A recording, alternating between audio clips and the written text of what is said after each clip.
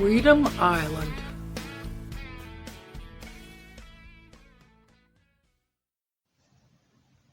Well, you ever know one of those people that is complaining they don't have baking powder or something like that? They can't cook, they want to make biscuits, they want to make a pie, whatever, and they don't have no baking powder, and they don't have no baking powder, and they don't have no baking, and they write it down on the list, and every day they say they wish they would have some.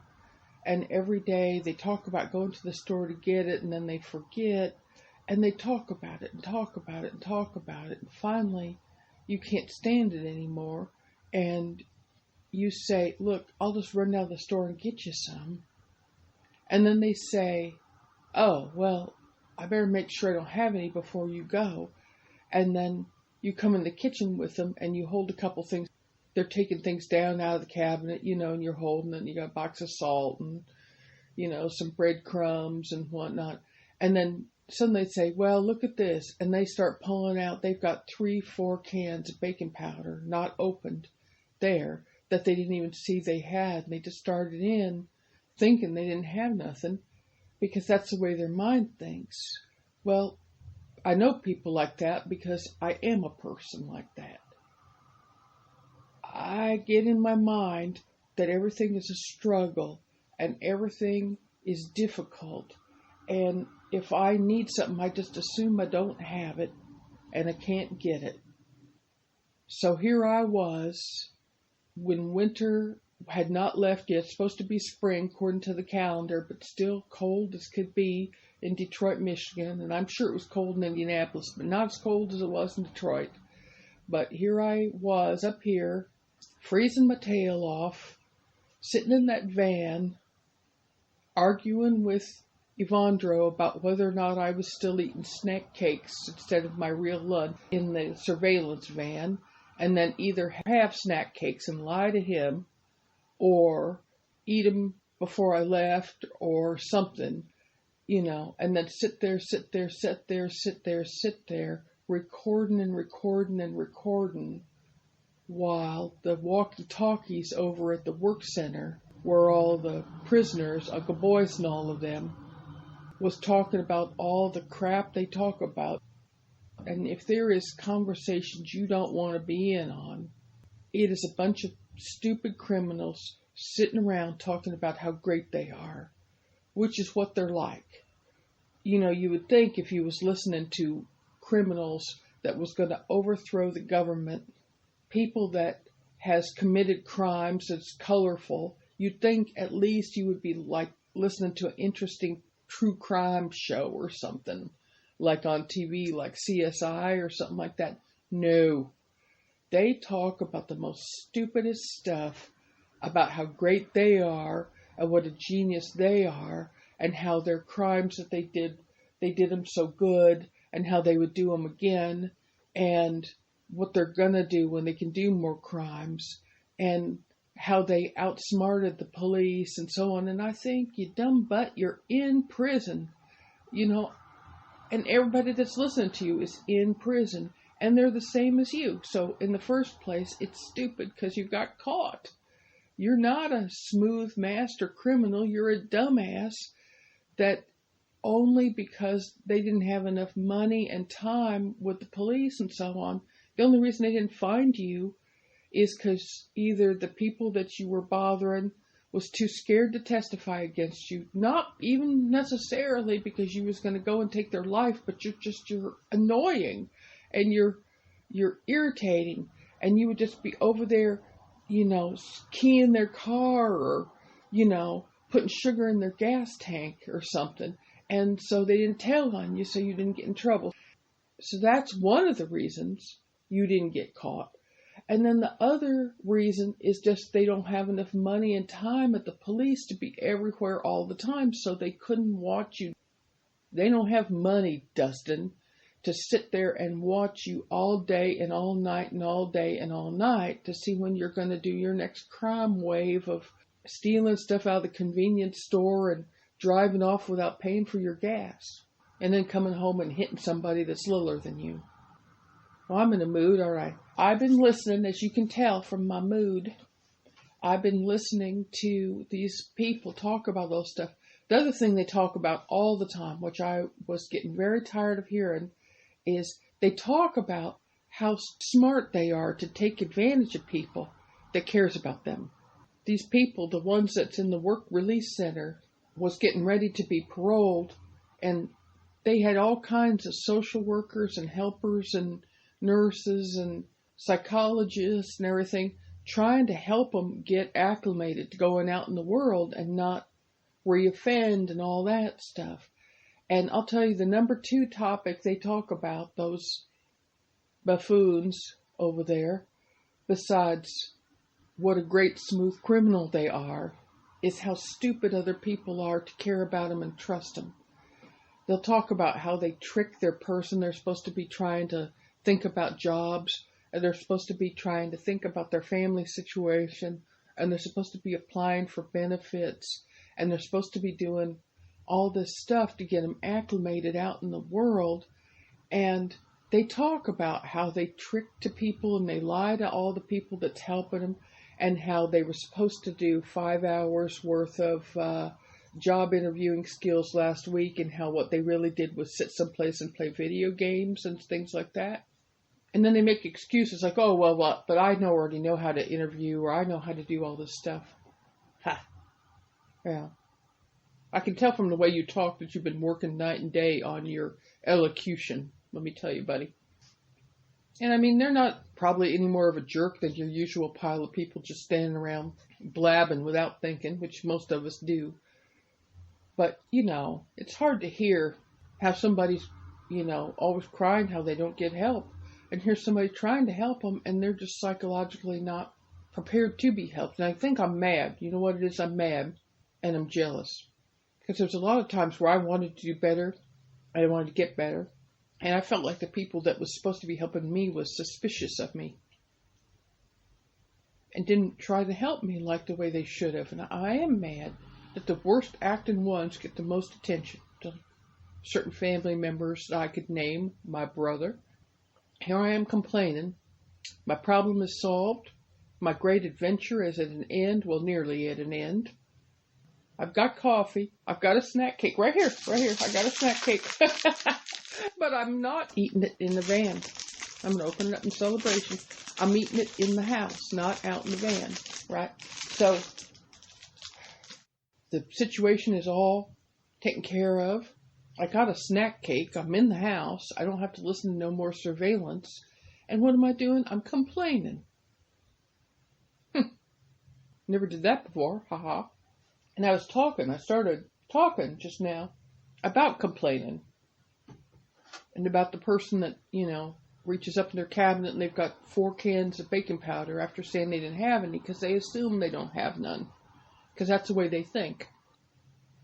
So I was thinking we've been recording and, the digital files don't cost nothing. It's not like you're using up tape, or I didn't have to use no paid cloud storage time or nothing like that. I could do everything for free and store it in my email or put it in Dropbox, which Evander showed me where that was at. You can put so much stuff together and put it there. It don't cost anything. And Google will give you a little bit to use, 15 gigs, whatever a gig is, but you get 15 of them, and that gave me room.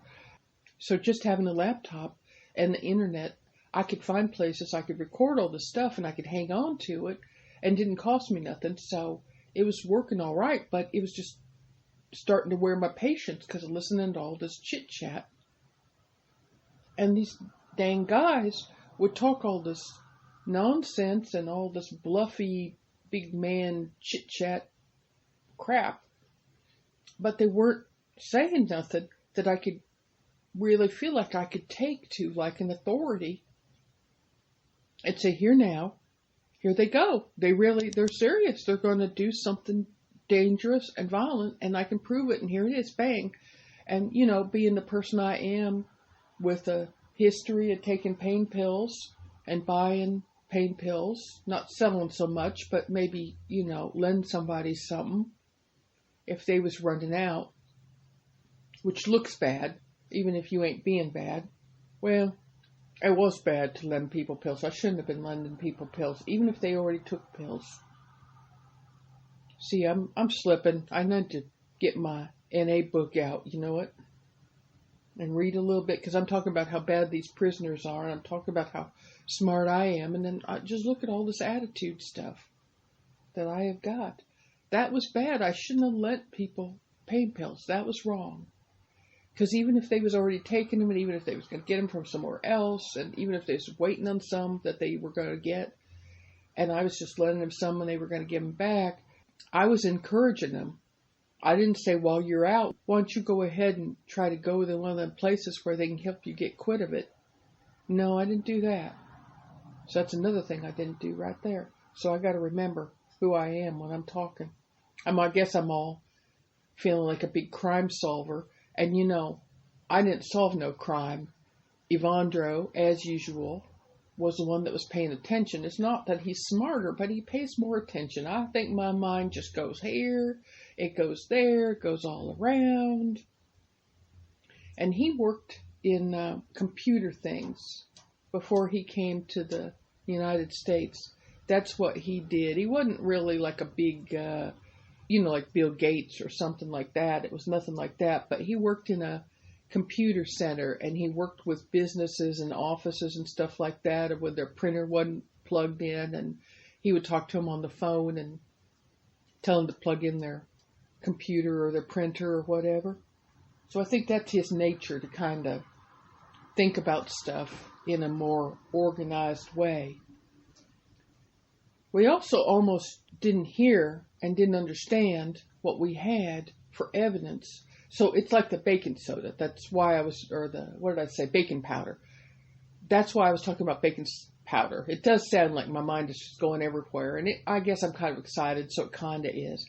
But that's why I was talking about it, how sometimes I'm looking for baking powder, and I have baking powder. And I got like 4 cans of it.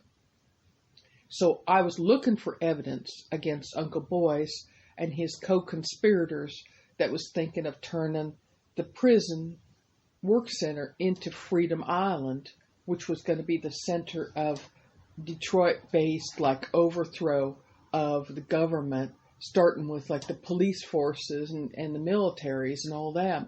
They were going to try to win everybody over on their side and turn the military and the sheriffs and all the different kinds of law enforcement and everything. They were going to try to turn them over and be on the prisoner's side, and the prison guards and everything. They were going to try to get them to come over and be on their side. And we almost missed it because of aluminum foil rattling around in the kitchen, and because I still can't really understand Evandro's accent sometimes.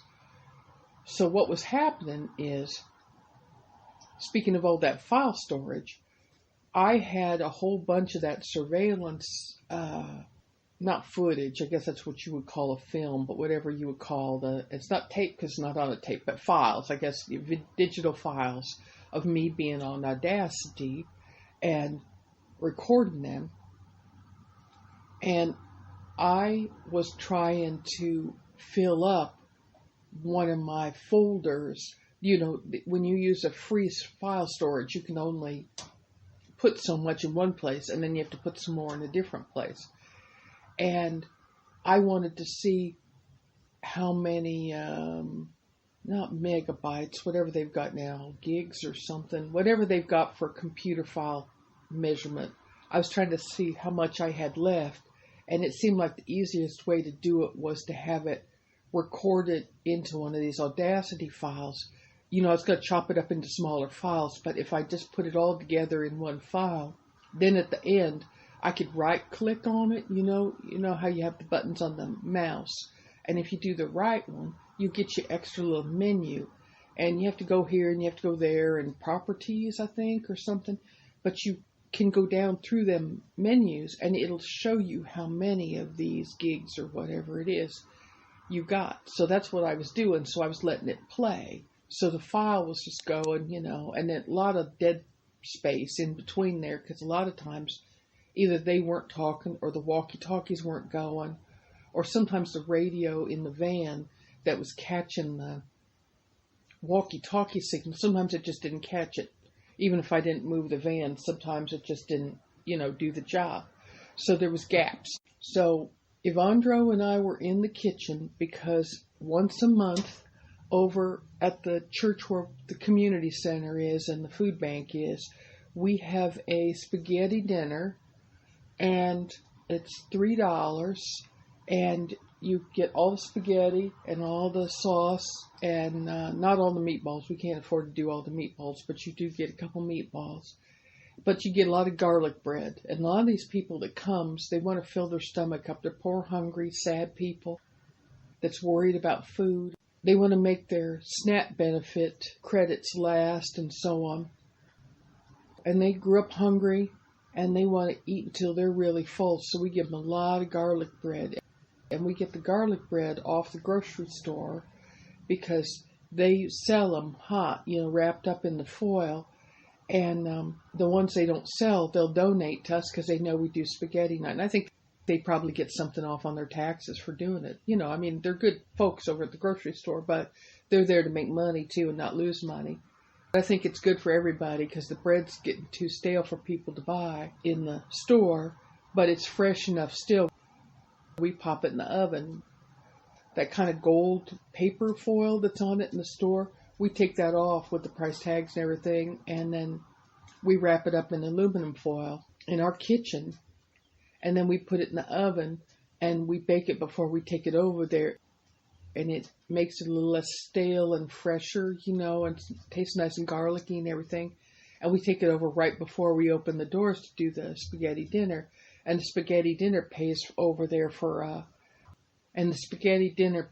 things like, toilet paper for the restrooms and dish soap to wash up and more aluminum foil so we can wrap more garlic bread so we can sell it so we can buy more foil.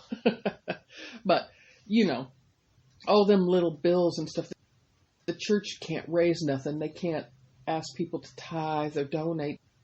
The people need, they can't give. They give a little bit. They give a quarter if they got a quarter, because it makes them feel good in their heart. They pass a little woven basket round, after services sometimes.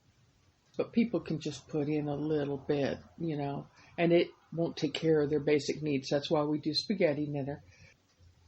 Them files was playing on my notebook computer that I got at Walmart's, and we was in the next room over in the kitchen, and, it was a little crowded. Evandro kind of fills up the space sometimes with his boxes of papers because he's like on the different committees at the church. And I think papers makes him feel important, I do care about him, and, I do like sharing a home with him and everything.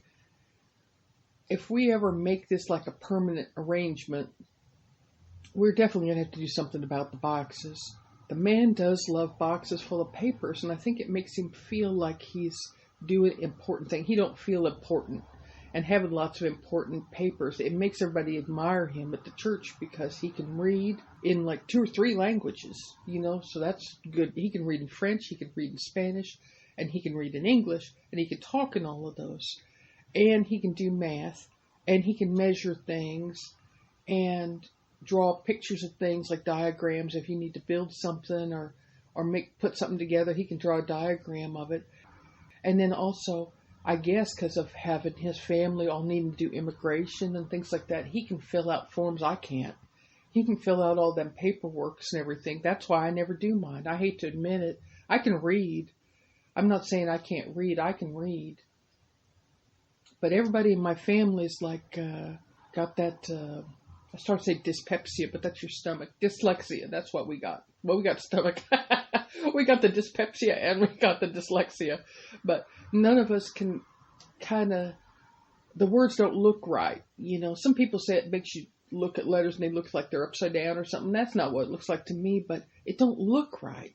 And that's what everybody in my family is like. Mom was like that. My brother's like that. I'm like that.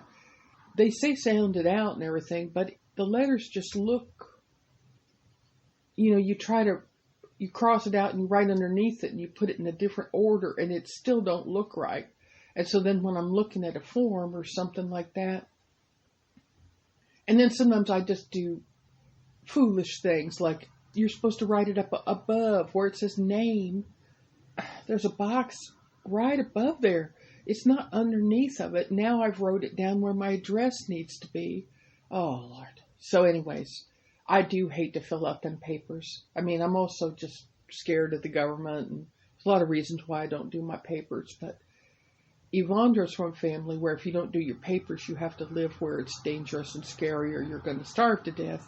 You better learn how to fill out them forms if you're going to get to be a citizen and live someplace where you feel safer and you can get a job and everything. They're motivated, and they try harder than I do. So they fill out their forms, and so does Yvonne, so that's good. People in the community center, they're proud of him because he can do things they can't do, and he helps them with their things, and he's proud of that, so that's good. He was living in Vivian's house before I got there, and he was nice to let me share, so I'm not trying to complain about how he is. But there is boxes of papers in every room, including the kitchen. So we were in the kitchen negotiating around the boxes of papers that's under and around where the table is and everything. I will say, though, the thing is, he was eating by himself. Before I came here, I think he felt lonely without his family, and so he made the kitchen into an office, which made sense because if there wasn't nobody else living here but him, and he was just eating his lonely bachelor meals, he would rather not eat in an empty kitchen, so he turned it into an office. And then here I come, and I'm taking up space. So, I cut him some slack on that. But anyway, we was negotiating around the boxes in the kitchen, and we was rattling foil around because we was tearing it off to wrap up this garlic bread. And then Yvonne said, well, what it turned out he was saying was ISP, the letters ISP.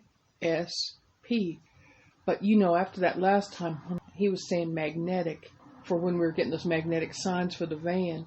And I thought he was speaking in French or Spanish, and it turned out to be English, and he was just saying magnetic, and I couldn't understand him. This time, he was saying ISP, and I did think he was speaking English, but I thought he was saying with his accent, he is peeing. And I thought, oh, Lord, and there's somebody out in the driveway or in the front yard or on our steps that's peeing. I wouldn't put it past who lives around here to just stand in front of our house and just pee. They wouldn't even know to go around in the backyard or nothing. Just, they got to pee, And I mean, where is there for a poor person to pee? When I was doing the surveillance, I would go into Wendy's and get curly fries, and they would let me use the bathroom and let me have the key because I always bought something and I didn't mess up the bathroom, and, they let me go in. But you could see how other places, they wouldn't let people go in if they didn't have money, or they thought they was going to mess up the bathroom, or they thought they were going to steal the toilet paper, or they thought they was going to vandalize it, or they thought they was going to stop it up, or if they thought they was going to take drugs, or there's a lot of things that could go on in the bathroom that they don't want. So I was lucky because I had that Wendy's bathroom and I could use it, but there's a lot of people, they don't have nowhere to use the restroom, so I got that. So when he said the ISP, I thought he was saying he is peeing. And I said, who is peeing, Yvonne? So he took his box of aluminum foil he was holding, and he started pointing it toward the computer. And he said, ISP, they're talking about the ISP. And I said, ISP? And he said, yes. And I said, is ISP like TTYL, or is that Will's computer? Is it like a USB? Like, is there something wrong with the computer memory? Because I'm not putting it on the USB, I'm putting it on the hard drive. And he said, no, the state police, Illinois State Police. And I said, the Illinois State Police? And fortunately, I did not fall down because I started running out of the kitchen to go in the office to listen. And there was a box of papers, and he said, sorry. And he dragged it to the side. And I kind of shook my head like, we got to move some of these boxes. But I got out of the kitchen, negotiated, went around some income tax papers from 2004, and got in the bedroom office where my notebook computer is. And you know what? Yvondre was right. They were saying ISP. So Yvondre turned the oven off, and he come in with me, and I could stop the file, and I was so nervous. I was afraid I was going to erase it. First thing he did was he duplicated the file, and then he did move one of them to the USB because he knew if we erased that, it would just break our heart. So he had the presence of mind to calm down, sit down in my chair. He made a duplicate file, and then we could open the duplicate file, and then he could figure out what minutes we were on. He looked up in that Audacity. He saw we was like at 21 minutes and something up at the top. So he went forward to 21 minutes and stuff, and they backed it up a little bit and everything. We stood there looking at that notebook computer like, I can't believe it. We were both thinking that. And we listened. And it was all these dipsticks over there at the work center talking about their Freedom Island plan, just clear as a bell. It never crossed their mind that they shouldn't maybe talk in the walkie-talkie. Which, of course, there was nobody within walkie-talkie range that could hear them. But if they were really the smooth criminals, what they thought they are and everything, they would know what I found out by mistake when I was sitting in the van, which is that sometimes you're sending a message on a cell phone or a walkie-talkie or something, and sometimes it picks it up on a different receiver what it was meant to listen, like a drive-through thing or something like that. It can come through on a different receiver depending on how it's configured, I guess, or whatever. So here they got their send going on their walkie-talkies, and they're talking about their plan, and it was scary how specific and thought out it was. Here I was thinking that they were just a bunch of idiots, and it was going to be a small kind of, I thought they were just going to hurt people around where the work center was. I thought they was going to bust out of the work center and maybe just start attacking. I mean, I say just, but I was envisioning them like attacking people, kind of fighting their way, through the city, trying to burn down the city or something. And I didn't think they would get too far before the military came in, the National Guard and whatever, and shut them down, or local police or whatever. But in the meantime, there's a lot of people going to get shot, a lot of people going to get hurt maybe. Maybe they take people hostage or something like that. That's as far as I had got with it. But they had really thought this out, and they had kind of like they had a plan. Scary to listen to. Just gives you like the shivers to think about, because they knew what cities had different stations. Is that what you call them? Or police, not a fort, whatever they call it, where they have the center where police are. You got your local police, and you got your federal, National Guard and FBI and SWAT team and all that stuff. But then you got your state police. And I always think of state police as just doing, like on the road. But they have other things they do. Posts, that's the word I'm looking for. State police posts. They have them all around in different places. And they help with that county, whatever county they're in. They help with the county police and stuff like that. I never really thought all that out. Well, they knew all that. And they also know that some of the people that's in the Army, Navy, all the different military branches, that some of the people that is sheriffs, county police, state police, and so on, they know some of the people shares their outlook where they don't like people that comes from other countries, they don't like black people, they don't like Spanish people, or people that speak Spanish is what I should say. They don't like gay people. They don't like, et cetera, et cetera, et cetera. They don't think women should have a job. They think that if you get pregnant, you have to stay pregnant. There's all these things they think. They know that there's some people that shares their thoughts, but those people don't want to necessarily do anything on their own that's illegal. But they thought they could recruit some people. And they apparently knew among themselves, there were some different state police posts. They knew people that lived in those counties and stuff. Because some of these prisoners, they're from all over in Illinois. Or my uncle was actually originally from Indianapolis. So there's people from all over. And they knew these different places. And now I don't know which of these cities in Illinois they was talking about. I don't know which ones they was saying. There was state police that would help them, and there was state police posts where they wouldn't help them.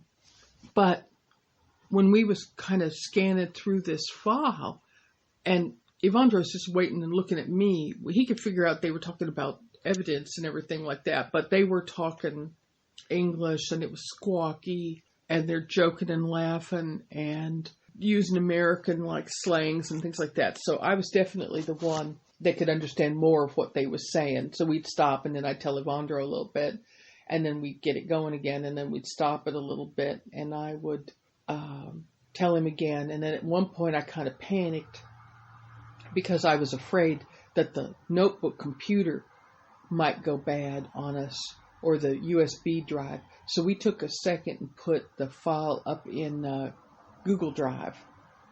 And he did that real quick because I got so nervous about seeing how important this was. I was afraid that we might lose it while we were starting it and stopping it. So he made a backup. So then we was talking about it, and I was kind of telling him what I was getting out of the files. And the prisoners was talking about whether people that was affiliated with the state police post in Litchfield and Collinsville and Elgin and some other places, and they either were or were not sympathetic. You know, it wasn't all of them, but, you know, it wasn't the whole fort. Not fort. I keep saying fort. I mean post.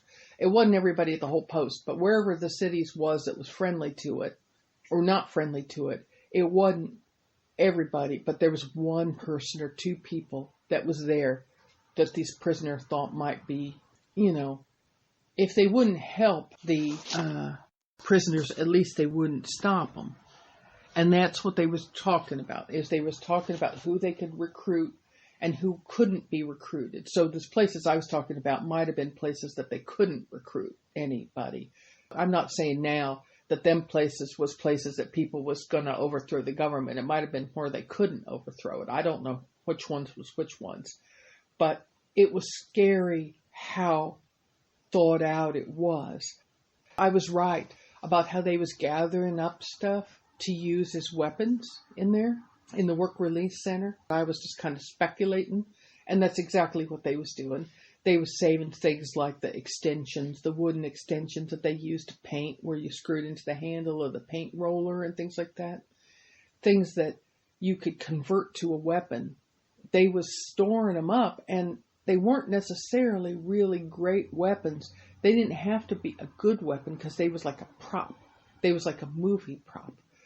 So what their plan was to fake making like a riot, a fake riot. And then they was going to try to get some state police to come that they thought was be more friendlier to them. And they was going to try to get them to come over on their side and help them and join part of this force. And they was hoping that they could get pepped up and excited about, you know, like white power or taking our country back for real Americans or whatever. And, you know, no women having jobs and telling men what to do or whatever. That they would be able to win some of these officers over and have enough of them. And then they was going to try to go, they was going to take vans and vehicles and stuff, and they was going to try to meet up with other people. They was all going to coordinate. They was all going to do this on the same day. So it was going to be where we're at, and it was going to be at some of these other places. And they was going to try to then meet up and make a big coagulation of themselves. And they was actually going to even try to go over like to Indianapolis or Chicago or places like that. They were going to try to coordinate so people would be doing this everywhere. And then they would go and take over like the state capitals where they'd make the laws on the governor and everything. They was going to try to go over there and just like barricade it off and shut down the state government by shutting down the, you know, make like a convoy and everything around there. Like in Canada, where them truck drivers didn't want to, was it Canada? I think it was Canada, or the border, the Canada border, where the truck drivers didn't want to have no COVID shot, and they parked and they made it like where they shut off the highway. That's what these people was trying to do. They was trying to shut down the capitals, and then when they had to send the federal government in to take it back, they would try to win over the federal people to come over on the side of the, people they'd recruited from state police and the county sheriffs and everything like that. And they was going to try to say, well, you don't want to fight against your military and your uniformed brothers and everything, right? Having a bite of snack cake and having a sip of coffee and thinking about it all. So here we had our evidence, and I was glad, but also I just felt like I was pushed up against the wall, because I've been saying I was going to take it somewhere when we had evidence, but I had never really thought about where I was going to take it or who I was going to tell, really. I kept saying I was thinking about it, but I wasn't thinking about it. And Evandro had the simplest idea, because I was saying, well, is that the FBI? Should we be calling the FBI? Should we be calling some kind of a helpline? Should we be going to like a police station? And that just made Evandro turn green because he don't have his citizenship papers. I said, no, we're not going to go to the police. Sorry, wait about that. And then he said that I needed to talk, to the Illinois State Police. And I thought, well, I guess that makes sense, don't it? That's who they're talking about on this tape. I don't think I'd ever heard of the ISP or the Illinois State Police or whatever. I mean, they have them in Indiana, but I don't think I'd ever thought about it. All the time I've been up in Detroit, I never saw their, cars or anything, because they're usually out on the road. And he said that's who I should contact. And there was a thing on the internet where you can contact them with your computer. And I just said I better do it before I get scared, chicken out. So there was a thing I could fill out, and I filled it out, and I gave him my phone number, and I gave him my email, and my address and my name. And then I clicked send. And I said, well, I hope I haven't ruined myself. And Evandro said, that's what you came here to do. And I said, it is what I came here to do. And then he looked up at the clock. Clock was about to start cheeping and tweeting. Yeah, tweeting. Because Vivian is a big bird enthusiastic type. And she has one of them clocks that it sings a songbird of the hour. And there's one in every room in the house. So fortunately, the clocks are not lined up on the exact minute. So they don't all go all at once like a jungle. But different ones go off at different times on the hour. We were about to start hearing the morning song of the lark or something. And that meant it was getting close to being 4 o'clock. And we were supposed to get this garlic bread done. I had already sent the form thing. I said, I probably won't hear anything till tomorrow. And he said, that's right. And so we went in the kitchen. And we got the foil out. And we turned the oven back on. And we got busy making garlic bread.